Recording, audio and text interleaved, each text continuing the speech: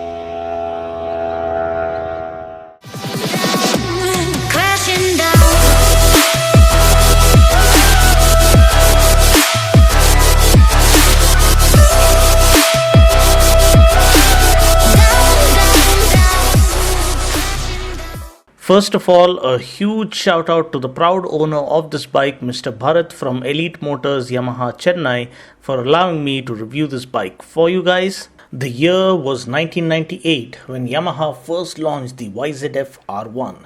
Though the bike was an instant hit with the enthusiasts back then, its undisputed reign actually started when the crossplane revolution happened in 2009, where the R1 borrowed the engine technology from its MotoGP counterpart, the M1.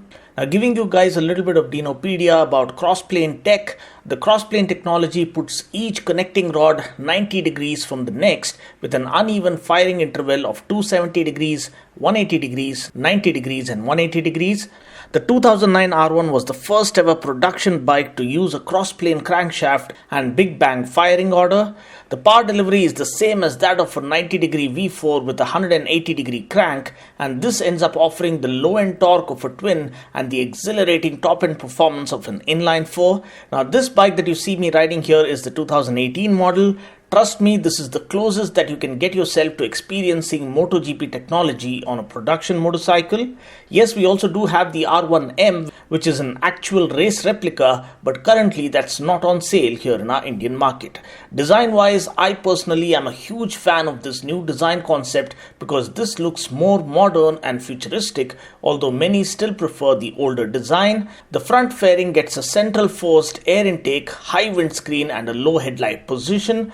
The R1's aerodynamic front cowl has been derived directly from the YZR M1. The compact LED headlights on either side look stunning, while the twin LED DRLs lend the bike a signature look of its own. The streamlined bodywork is sculpted to perfection, hugely inspired by the dynamic YZR M1, which creates a more compact profile with improved aerodynamics, getting you that much closer to experiencing MotoGP style aggressive riding ergonomics as you tuck yourself in and literally blast through the empty stretches. The bike's chassis comprises of an advanced aluminium delta box frame which uses the engine as a stressed member of the chassis and is designed to provide optimum longitudinal, lateral and torsional rigidity balance.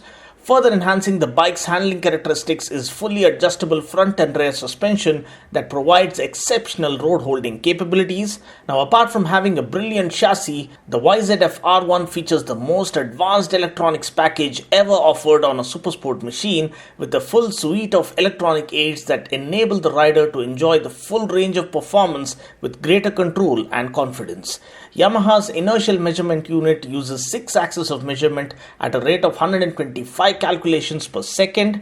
The IMU communicates with the ECU, which activates the technologies in Yamaha Ride Control, which comprises of the power mode, the traction control system, the slide control system, the launch control system, lift control system, and the quick shift system with rev matching.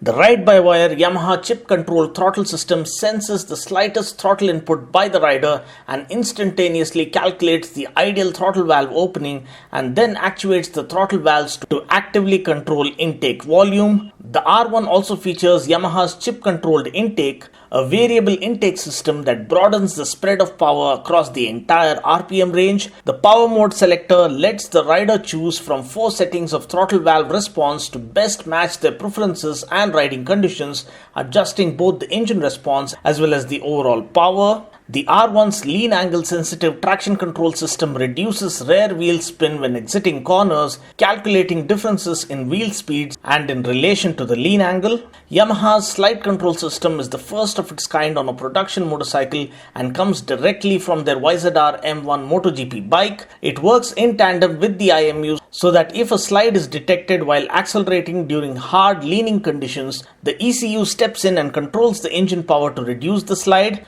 Now this too can be adjusted by the rider with 4 different settings.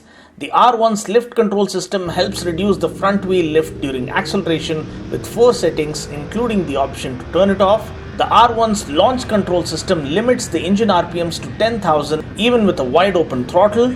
It maintains optimum engine output in conjunction with input from the TCS as well as the LIF systems to maximize acceleration from a standing start. Here again we have 3 different settings, including the option to turn it off completely. Apart from this, we also get a dual direction quick shifter that works for clutchless upshifts as well as downshifts. We also get a full color TFT console that looks absolutely gorgeous as it illuminates. Now navigating through the controls and the settings isn't all that complicated once you get a hang of it.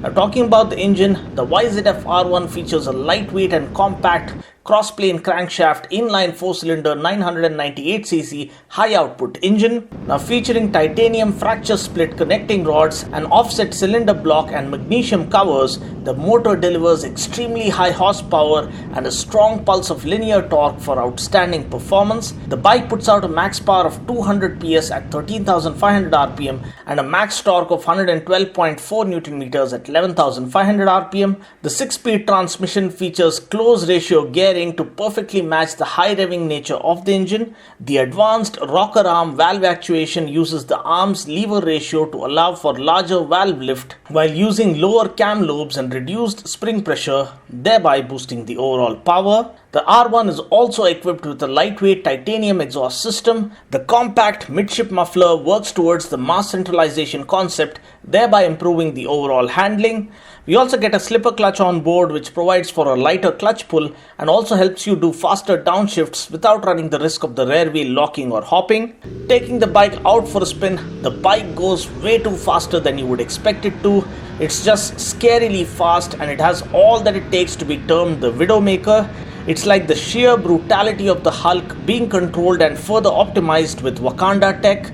You slot it into gear and open the throttle wide open and the bike literally flies like it has NASA's X3 Eon thrusters up its posterior. The bike does nearly 220 km per hour in 3rd gear. Imagine you still have 3 more gears left. Now this is sheer madness in motion. The power delivery is just too aggressive right from the word go, especially in power mode 1, and the intensity with which the power hits you makes you feel like the G-force experienced by the astronauts during their training program. It's fast, relentless and brutal, but the onboard electronics are so precisely laid out that all this monster mayhem can be beaten into submission should the need arise.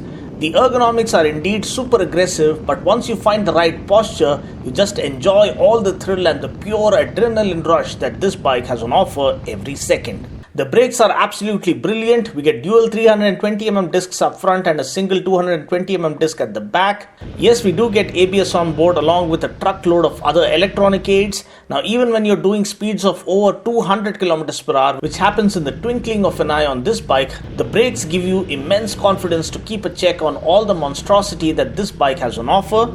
The bike comes to a standstill in absolutely no time, and that too in a very controlled manner.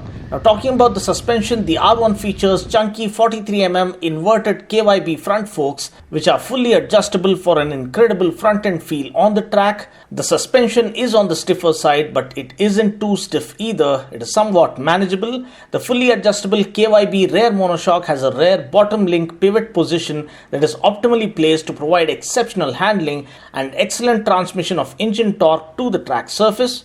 Another major key to be a leader in world racing is reduced weight, and the R1 tries to reduce its weight at every given opportunity. The fuel tank is aluminium, which is 1.5 kgs lighter than a steel tank.